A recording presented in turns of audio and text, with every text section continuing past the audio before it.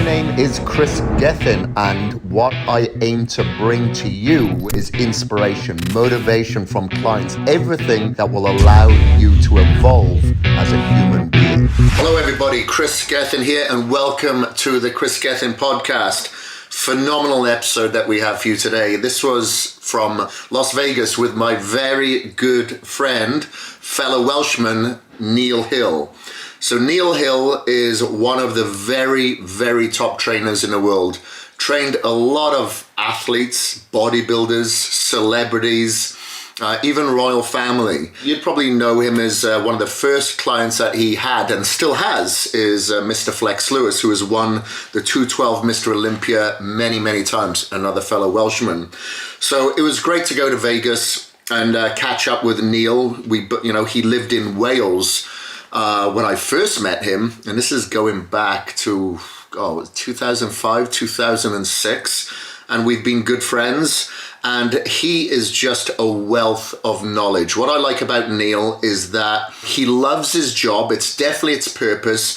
He works more hours than he needs to because he puts so much into a client, because it really, seeing their results and hearing their results really matters to him. And there's no surprise that he has like a 95% retention rate with his clients, because he does such a phenomenal job. And I say what he does verges on the verge of obsession, and in a good way. He's obsessed in a good way. Anyway, this was an interview that we did in Vegas just before we went and had a phenomenal chest workout, which will be on my YouTube channel. It might be up there already. So if you haven't subscribed to my YouTube channel yet, go and check that out. So without further ado, let's get into the podcast episode. What's up, everybody? Welcome to the Kris Gethin podcast. The good-looking guy over here is myself, Kris, and the ugly fucker over here is Neil Hill. What's up, brother? Hi, guys. Good to be here. Sitting obviously next to Kris here, and obviously having a chance to, I suppose, see a little bit more of an insight to what I've done in the industry, right? Yeah, exactly. So Neil and I go back quite a number of years. I think we met in 2006. That was in the UK. Yep. You came by my place. We went up to Birmingham, up to Dorian's gym. We kind of hit it off from there. There's been a few bumps in the road, but we're back on track now. We're going in the right direction. And we are in Las Vegas, where Neil now resides. So when I first met Neil, he was in Tenby, in Pembrokeshire, which is southwest of Wales. I'm from mid Wales originally. We both now live here in the US. And what I really have enjoyed seeing over the years is seeing the evolution within you. And I'm not going to blow smoke up your ass, Neil, you know that. But like looking at you yesterday, I'm like, you look fucking better. You look healthier. You look in a happier place. You look younger. Well, that's fucking easy. But you look like you're in a good place. Now, growing up in Wales, in comparison, we'll come to Vegas now in a little bit. Like, what was that like? And, when you started grafting for a living, what was it that you were doing? And did you feel that you were feeding a purpose, a passion? Did you feel there was something missing? What did it feel like at that time in your life? From transitioning from a past trade into what I do now? No, let's just talk about your past. Okay, so I come from what I would say a very low income family, Kris, right? So I know this is maybe a little bit more complex than the question that you're asking, but I think that you've got to understand the roots of where I come from. I think that all of us sometimes take things for granted, all right? We get brought up in our surroundings, so a home environment, parents. And for me, I grew up in a very, very low income family. When I say we really had nothing, we had very, very little. Now, there's always going to be somebody who's obviously less fortunate than yourselves. So what we consider, or what I considered, nothing or very little, was a lot in comparison to a lot of other people. And I do think sometimes we should sit down and be grateful for what we have. But at the same time, sometimes you have to be selfish, and you've got to stop thinking about everybody else and just concentrate on yourself. You have one shot at life, and it's about making the best of opportunities you have in front of you. I also struggled immensely, and this is something that I don't like talking about, immensely with dyslexia. So when people were going to school and, learning, school for me taught me very little, because I can remember being in school when I was like 12, 13 years of age, and I couldn't read the questions to answer my exam. So I wrote the answer. I wrote the question as my answer. So I had a lot of like frustration or insecurities because I had secondhand clothes. I felt very different from everybody else. In school, I felt very stupid, very stupid. And I can remember a teacher shouting at me one day and saying, "You're so stupid, boy." And I already felt stupid. So as much as I enjoyed aspects of school, I didn't enjoy the fact that I found that I wasn't able to move forward and have a great experience of school because of my dyslexia. And it wasn't diagnosed that I had dyslexia until about 10 days before I finished school for the rest of my life. So I wouldn't say that school failed me. Back then, it was very different. So what I did is I put my everything into the things that academically I couldn't do. So for me to feel better, I had to be good at something. And it wasn't so that somebody could say, "Hey, you're good," because we all know when we've done something well or not, right? We all, we know when we've done something well or not, if we're honest with ourselves. And I've always had to break things down very logically. So for me, sport was my thing. I wouldn't say that I was just this crazy gifted sportsman, but it just seemed like everything I did in sport, I was really great at. But it was because it was the one thing that I felt I was on a level playing field as far as everybody else is concerned. I had my first job when I was like 9 or 10 years of age as a paper round. Started my apprenticeship when I was 16 as a mechanic. I did 5 years as a motor vehicle technician, spent 16 years in the motor industry, stepped away from the motor industry completely, and then started fitting kitchens and bathrooms and designing, that aspect of things. And I really loved that because it allowed me to be creative. And I taught everything myself. The first year was pretty difficult because I made a lot of mistakes, not mistakes where customers and clients were complaining about my work, but doing something the long way, making a mistake, having to rectify it. But as time went by, I built up an incredibly great name for myself of being extremely good within that sort of craft or that profession. And all of those things, as far as what I just spoke about with the kitchen and bathroom, it made me feel good. That was what was feeding my purpose, because I wasn't good at this and this. So when I was creating something and when I was excelling in sport or when I was excelling in my chosen profession at the time, that indirectly was the thing that motivated me. It was never about the money. And as far as the bodybuilding is concerned, I started training when I was 19, started coaching people when I was about 22, 23. When I bodybuild, it was never for attention. And it never, ever has been. There's never been a time that I transitioned from one layer of my life to another, to where I am today. It's never, ever been about drawing attention from anyone. It indirectly makes me feel good when I'm doing something well, because I still have those insecurities or vulnerabilities in other areas. So I think that, people have purpose in different ways. My purpose of moving forward in life feeds me and makes me feel better that there are still areas in my life that I struggle with. So I'm not going to sit here and try to do this little motivational talk about, my purpose is this, and this, and this. I don't do anything I do to inspire anyone else. And it's not because I'm selfish.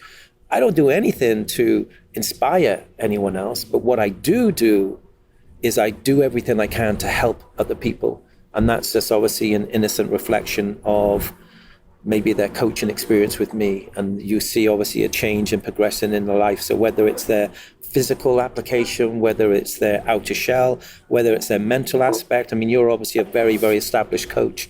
When you're coaching clients and clientele from myself and you are very diverse, very different, there's a massive element of mental application. And it's very rewarding when you see people physically change, but mentally change. For sure. That is something very personal to me. And I put a lot of time and a lot of attention into my clients because of the diversity of what I do and the difference in the clientele. A lot of people innocently think that I just work with elite professional athletes within the bodybuilding industry. My clients are very different, completely different. So I do what I do because I fucking love what I do. I really love my work. I can honestly say there's never been a time where I say, why am I doing this? There's been some times where I think to myself, I'm working a lot of hours, but that's my personal choice. That's a personal choice. And I do know how to put my phone down because of my clients who are in different countries. I'm pretty much working 24/7. Of course, I sleep, okay? But last night, I think I just told you, I finished at 11:15. We went up yesterday morning. I didn't jump on my computer until about 11 o'clock. I literally just worked and worked and worked from 11 till 11:15. If we hadn't met for breakfast, I probably would have started work at 7 o'clock and finished at 11:15 because I still have a lot of work to do. I've got 3 athletes competing today, as well as other athletes and clients checking in with me. My inspiration actually really is my ability to know that my efforts and everything I do are creating the ability for me to move further forward in my life. And I'm just very lucky that with what I do, I also sort of like get my hit or my high from seeing my clients around the world progress in some way. Yeah, that's a good answer. Like when you mentioned about the transformation, not only just from a physical aspect, but more so from, a mental aspect, a lifestyle aspect, that is more rewarding. And I did something very, very different with my podcast over the past year where I wanted to just interview clients. Interview clients. Because not everyone's going to relate to you and I. They think we work out for a living or whatever it may be. They'll justify an excuse by pointing a finger at you. So I thought, well, let me just put out everybody's story that somebody will be able to relate to. They've got 3 kids. They hold down 2 jobs. They do shift work. They've got injuries, whatever. And then I found that's had a profound effect on people's understanding and kind of look at themselves in a mirror and call themselves out on their own bullshit, That's what I found. Now, you found your purpose and your passion. Now, at what stage was this in Wales that you found this purpose and passion that you was like, okay, I love coaching. Maybe I'm going to transition now from creating home design, kitchens and whatnot, to now just transitioning to full-time coaching? Like, was there a pivotal point or was it just a natural progression? I don't mean to, burst people's bubbles here. I have my own goals in life, okay? So I know what I'm striving for, and I tend to keep my goals very personal to myself. I don't really share them with anyone because I just don't feel like I need to. And I am moving always I am moving forward. Of course, we all have a story, and there's been times in my life where, things have shut down and I've gone backwards and I've gone forwards, where that's always going to happen. That's not a sign of weakness. It's being a human. You can't predict the future, but you can control a lot of what takes place in your life, I feel. Now, contradicted to that, 2-3 years ago, COVID came, right? So we had no control over any of that. But COVID for me was really good. It was a positive thing, actually. It allowed me to be less accessible. So my time became more my time as opposed to everybody else's time. That was something that changed my life a lot for the better, I would say. Not on a mental aspect of things, because, mentally I've been in a really good place, but just with other areas of my life.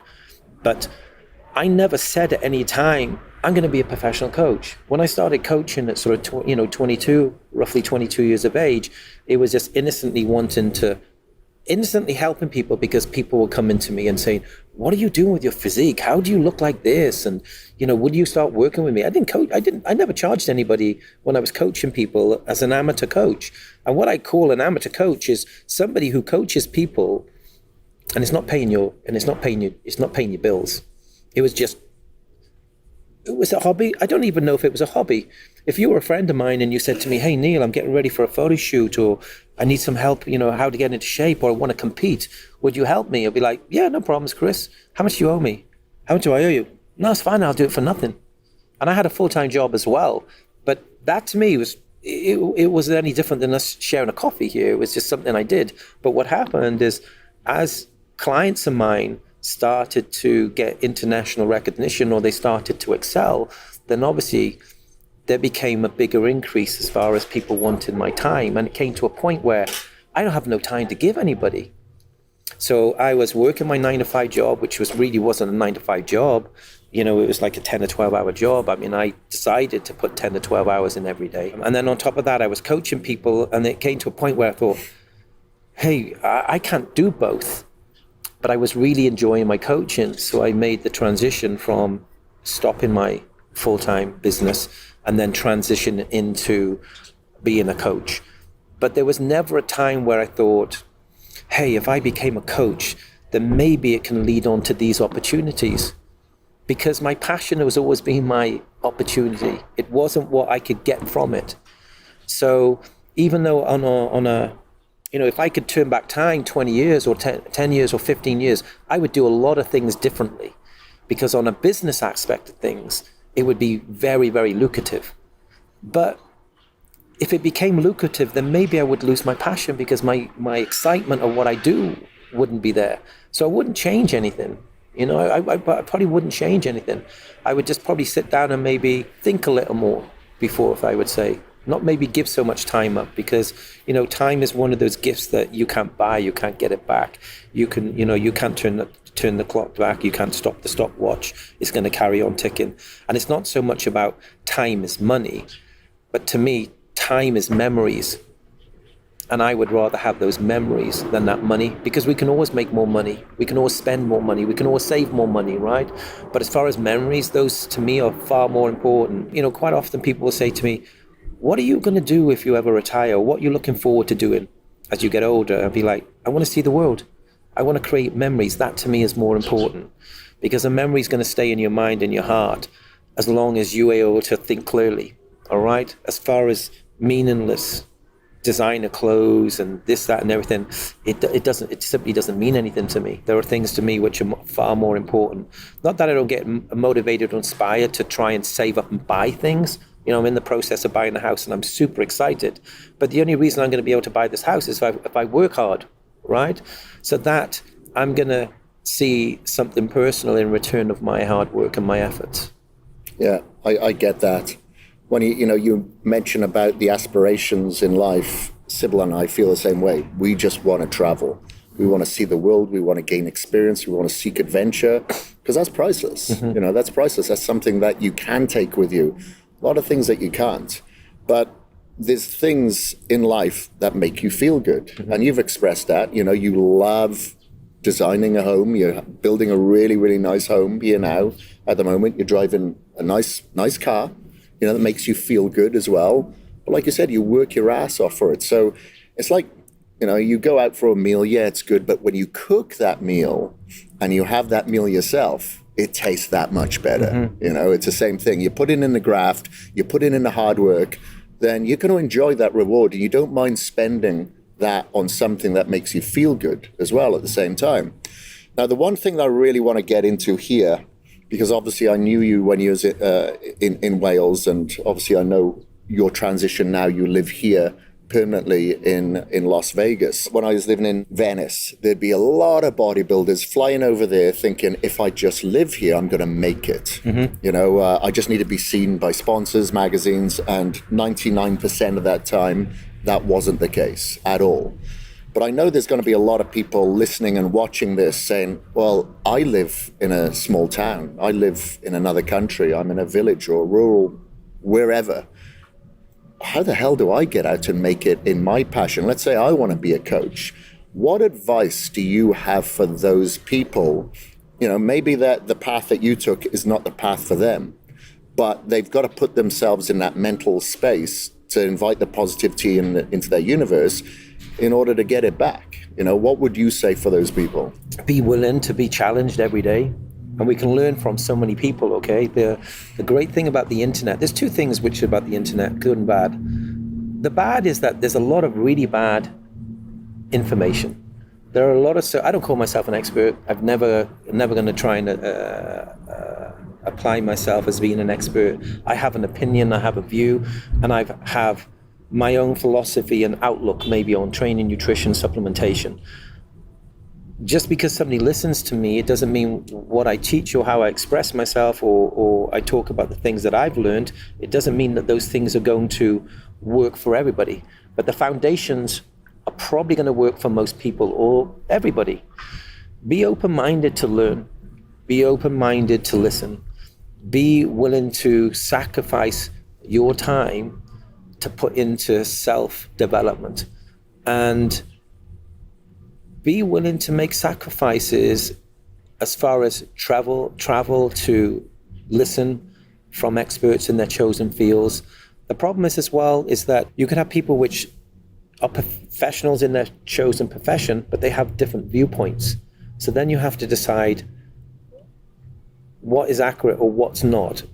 And the harsh reality of that is that the body is very complex, and what works for one person doesn't necessarily work for another. So for me, it would be learning. Be open-minded to learn. Don't be so arrogant to think that what you think is correct is going to be correct. I'm not going to say any more than that, to be honest with you, because I don't think I can possibly say any more than that. It's be willing to learn, be open-minded. And I always believe that everybody can be really good at something, Kris. And if you're passionate, you're going to be really good at that thing. Passion to me is the most important thing. Everything that I do is 100% based on my passion. And it never has been anything else. It's never been about the monetary return.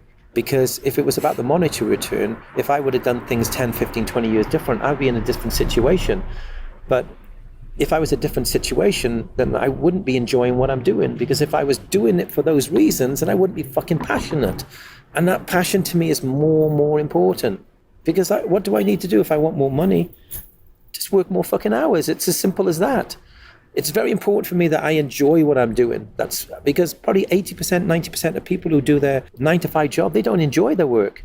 It's just a means to earn money to pay bills, because that's what it was for me when I was in the motor industry.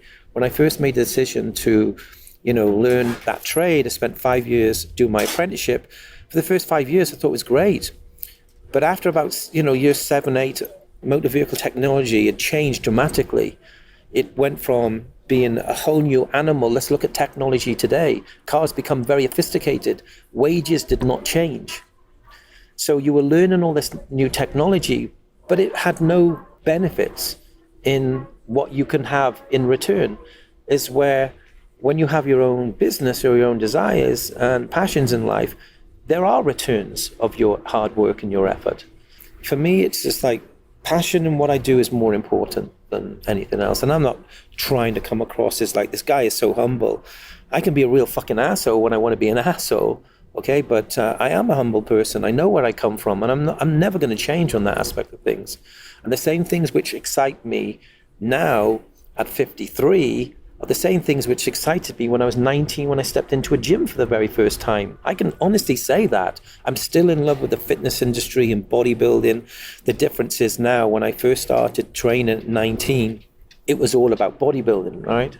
Now, it's about bodybuilding and all the other elements and the complex and the diversity of what I do as far as my clients are concerned.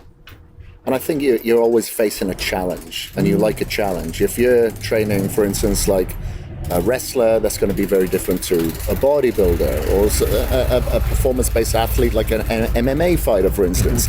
And that's a challenge, and you enjoy that. And I think where you get the return that maybe you wouldn't get, in a lot of other industries, is not only do you get the monetary return, which is very nice, but you also get the return of appreciation from the clients when they get the results that they want. So you're getting a double whammy there. So that makes it very enjoyable. And you have that with the purpose and the passion where you want the best for the client. If you look at any successful business, for example, when Ryan DeLuca at bodybuilding.com, he's just thinking about the customer. Forget about the margin. Of course, it needs to be there, but we're not going to squeeze the vendor. We're not going to charge the community for the content or anything like that. It's just customer.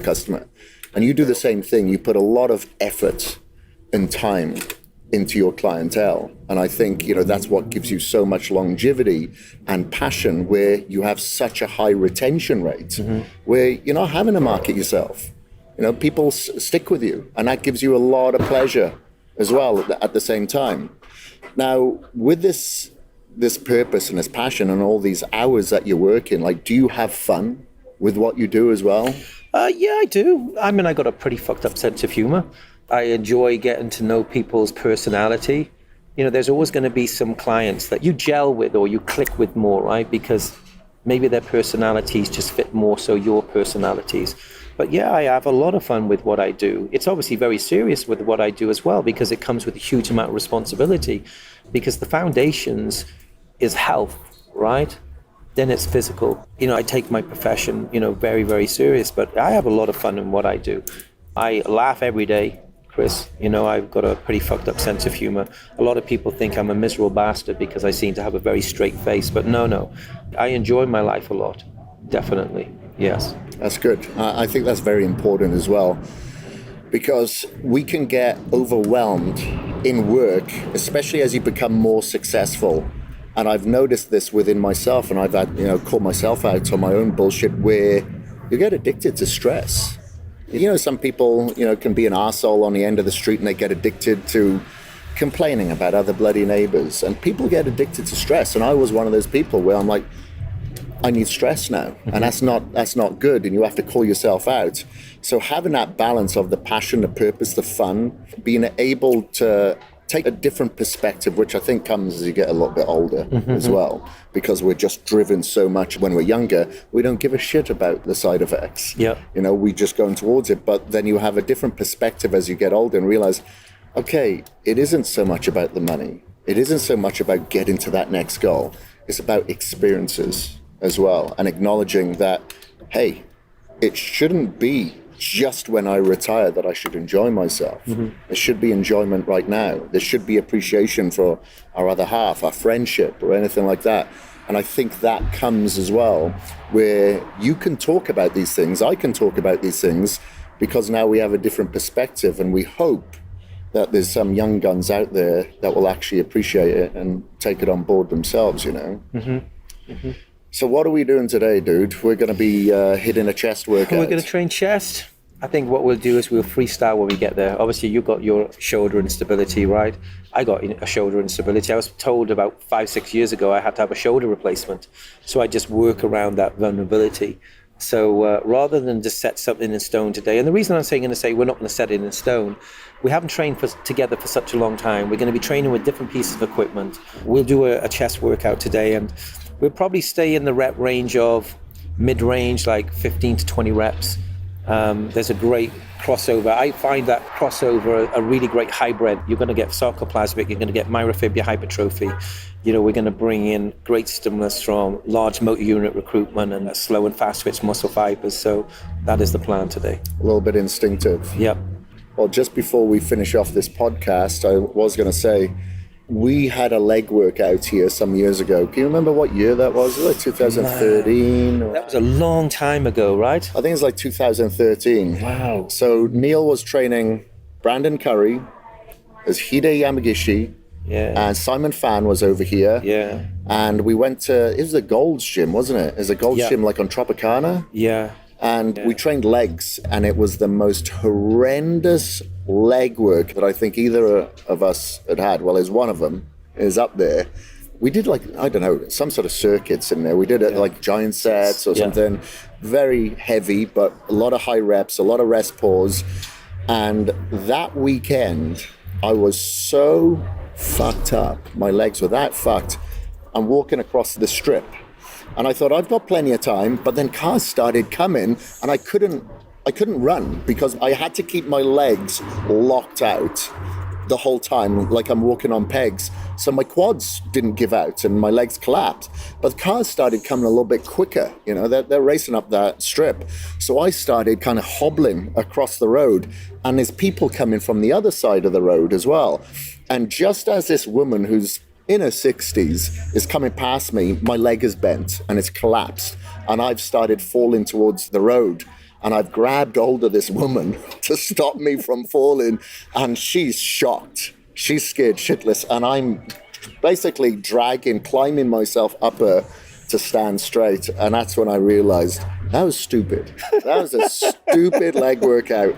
And I couldn't sleep on my front, and I sleep on my front because my quads were so sensitive. But that was one of many workouts, though, right? One of many leg workouts. Yeah, but we did do some dumb shit, but I don't think that we did things that we didn't need to do. So even though we did some crazy-ass high-rep workouts, it wasn't as if we were doing 20, 30 working sets. The volume of sets were pretty low in comparison, right? And it wasn't such a weight that it was damaging on your joints or your connective tissue, like your ligaments or tendons. It was just damaging to the soul, basically. That's what it was. And the ego. Yeah, I think the ego damage was the one who failed the fastest, right? Everyone wants to be the mentally strongest. And who and ends up at the puke bucket first. Yeah. That was another one in India, actually. Yeah, mate. But he carried on. He'd throw up in between squats, I think it was, or leg press. Squats it was, yeah. Squats, and then he'd carry on. So that I was impressed with that one. But anyway. I just have a couple questions. Okay. I wanted to ask you both. First one is, obviously, you guys you're both trainers, and you've done this for a long time. There are a lot of trainers watching you guys and interested, but what do you think about trainers? Should they be in shape if they're going to be successful? Does being in shape lead to more success as a personal trainer?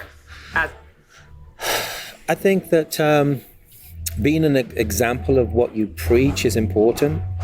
I'm certainly not in shape compared to what I was many years ago. Yeah, but you're in shape. Things today are very different to what they were years ago. Social media is everything, okay? I hate social media. I really do. If I didn't do what I do for a living, I wouldn't have social media. And the reason being is that everything I do, I can do through a WhatsApp message, through an email. As far as my clientele or my client-to-client relationship, right? I don't need social media for that. But what social media does do, it gives people the ability to have an insight of who you are or what you are. But a massive percentage, 80, probably 90% of what you see on social media is kind of fake. It's all set up for the camera, right? So when you are a reflection of what you teach or preach, I feel that you become an example, and you become, I wouldn't say a leader, and I wouldn't say a sense of authority. You become respected, because how can you possibly coach somebody who's overweight, who's going to go through a dramatic transformation, and expect them to do the things that you're not willing to do yourself? Okay? Now, the other side of that is I could say that I lose structure 70% of the time because I'm so busy putting my time into my clients that I don't put it into myself. But I could always find more time to look after myself more. But I choose sometimes not to, because I feel that there are some things in that moment in time which are more important. But ultimately, your health is more important than anything else. You know, most people are striving towards retirement, all right? And looking at their bank account to have an easier life. But we all know people which never actually had an older life because old age or illness or sickness, you know, misfortune came along before they had the chance to enjoy themselves. And under those unfortunate circumstances, it's always health related. So I do feel that we should be an example of what we teach and what we preach. I mean, Kris has a different skeleton on himself now than he was 5 years ago. You know, he's had multiple different injuries, right? So his chosen goals now are different than what they were 2 years ago, 3 years ago, 4 years ago. People might say, you don't look as big as you did. You don't lift as heavy. But I have a different outlook. But the foundations of health and well-being, I feel that if you are going to advocate health and fitness and change, I do feel that you should be applying yourself to a certain extent. Knowledge at the end of the day and self-worth as far as what you can teach and how you can bring people forward in their lives, that should be more important than just what you look like, right? Because it's superficial at the end of the day. So I think it just comes down to the personal opinion of others, but you're not there to please everybody else. Really, you're there to sort of please yourself, right? Yeah, for sure. Like, I think to a certain degree, you have to be a shop window front. Like, even if you're not training all the time, like you make good food choices, you eat healthy, you look after your health. And, you know, for 99% of the population, Neil, you look good, you know, except you've been a professional bodybuilder, you have high expectations, but that in itself shows you've been able to get in shape yourself. I know that doesn't mean that you're a good coach. At the end of the day, there's other people that we know are top bodybuilders are terrible coaches, but you've proven that you can do both, okay? So you're already an authoritative figure, all right? People are going to listen to you. But what I have a problem is, like, you know, you go into your local gym or whatever and you see people in there that are out of shape, and maybe they're not an authoritative figure, but they're out of shape as well. How on earth are you going to listen to that person? You know, I'm not going to listen to that person. Now, I understand if there's a coach in there that only teaches runners, for instance, they're going to have a different body shape, but they should at least know how to run, you know, understand their biomechanics, and also resemble maybe a runner, you know? So I think it is very important for sure. And, you know, you're talking about a lot of people do focus on, like you said, retirement. It's always funny to me when I see people live a certain way, eat a certain way, and they're like, when they get to like 50, they go, oh, I'm middle-aged now, I've got to slow things down. And I'm thinking to myself, you were middle-aged at 35. Mm-hmm. Yeah. That was your middle age. Yeah. And you're talking about that. You need to make changes right now. Right now, if you have any hope. And unfortunately, just like, a lot of people take, for instance, you coming to Vegas, you don't take this for granted at all, but a lot of people take their health for granted, which is even more important than living in Vegas. Yeah. And I think that's absolute bloody horror story that's just going to end really, really bad. Really bad. And the more that we can get that message out there, the better. That's why I like to do this biological age test, or get my clients to do a biological age test, because sometimes that's more of a wake-up call than having maybe a blood report. And go, holy shit, I better do something. Okay, that worked, great. Let's work towards it, I think we have very similar stories. I was training very, very, very heavy. I was doing like the Dorian Yates, the Arthur Jones, the Casey Viada, Mike Mensa style of training, just very, very heavy duty, very heavy. And my training partner in Australia, Danny Chow, trained that way. He won the Natural Olympia here in Vegas, actually. So I kind of trained that way, and I looked up to people, as I mentioned, like Mike Mensa and Dorian Yates. I like that kind of rugged physique. Look at people like Lee Priest, even though he was a smaller guy, he trained super heavy, and that was the style of training that I did. But I think with my structure and all the injuries that I'd encountered over the years, participating in extreme sport from a very young age, it wasn't counterproductive for me. And the reason why I train mostly is for mental therapy. And when you're not enjoying the training, you're not getting the therapy that you need to enjoy life. So that's when I realized I'm either going to have to stop training for a while or figure out a way of training around these. There's no major injuries, it's just niggling injuries like elbow pain, knee pain, mostly, So that's when I started doing higher repetitions to work around the injuries. And then the next week I would increase the load a little bit and go less repetitions. And then the next week, increase the load, go lower repetitions. And then I started, starting around 50 repetitions, then going down to 40 and 30. And then as I started feeling better, I started putting it all together in one workout. And then once I got to the heavy end, I was like, okay, that feels good. Now let me go back up to continue stimulating the muscle. And when I did so, doing a lot of the high and low rep principles, I just found now my physique started to take even better shape than going extremely heavy. Like I was squatting between 6 and sometimes 7 plates aside, like stupid weights. And I retired from motocross because of a back injury. So it was stupid at the end of the day when I think about it. But as I mentioned earlier, when you're younger, you're just focusing on one thing. So that's how it kind of worked for me. I started writing articles about it. Other people started doing it, and they were able to work around their injuries. And I like the fact that sometimes, you just choose like 2 exercises and sometimes 4 variations, 2 exercises. So if you're traveling and there's very little equipment, or you go to a gym, there's very little there, then I was able to get this mental therapy done by obliterating a muscle and feeling good about myself. And that's kind of how the best training principle in the world came about. Yeah, I tend to use DTP just to warm up with. That's what I tend to do. We'll probably start off with a bit of that today, right? For me, I was very fortunate that genetically I was super responsive to train in the gym. And of course, like Kris, Dorian Yates, Mike Mensa style training. I love that training stimulus. I got huge stimulus.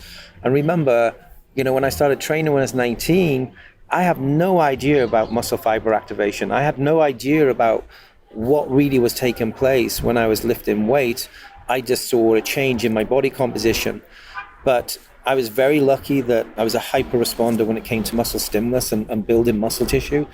But I was also a victim of my own success in the sense, because as my strength would accelerate, tendonitis would really start forming pretty rapidly, especially with my bicep and tricep. And back when I was like 22, 23, I partially tore the patella on my left leg. I had to change my training style. It was innocent. So I had to change my training style in order to create what I felt, or I could preserve muscle tissue. So I might have really bad tendonitis on my arms, on my biceps. So I might not be able to train biceps for weeks and weeks or months and months. And I was fortunate because my arms were hyper responsive. So I didn't really build any muscle tissue, but I wasn't really creating activation. And then there came a period of time where I thought, well, if I was to increase my reps really high and do more repetitions, then maybe what I would be able to do is preserve more muscle tissue.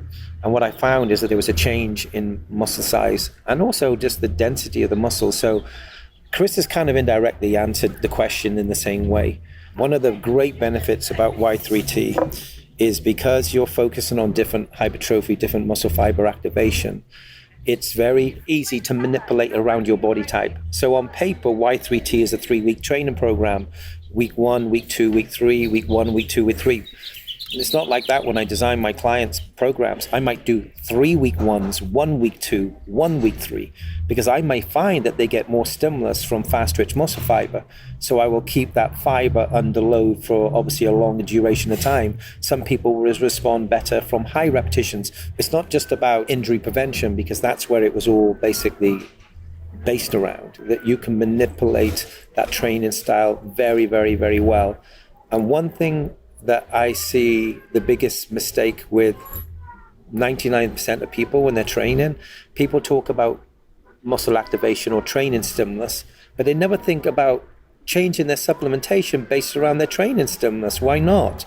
Because the environments which are created on a training week, as if it's a week 1 workout, will be different as far as what could be taking place within the human body. So your supplementation has to go in line with your training stimulus if you're trying to maximize recovery and aid in that process in itself. And I'm sure maybe we'll talk a little bit about this today when we're training, or maybe it's just going to be a trainer, or maybe what we could do is do something together in the future and just talk about activation. I think that'd be pretty cool. We could talk about it today. Yeah. That's ready to take the pre-workout and get it going on then? I don't need pre-workouts. Yeah, I don't need stim. Touche. Yeah. All right. Cool. Thank you.